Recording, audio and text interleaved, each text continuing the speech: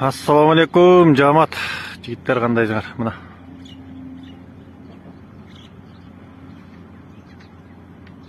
Есіл Кайран ипподром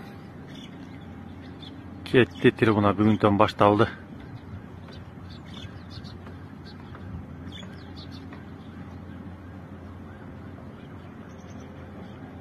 Бул трибунадан не деген Канаев күндөр өттү эле. Эки сквадрга эки жагынан уруп атат. Бирөө тети ягынан, бирөө могу бурчунан.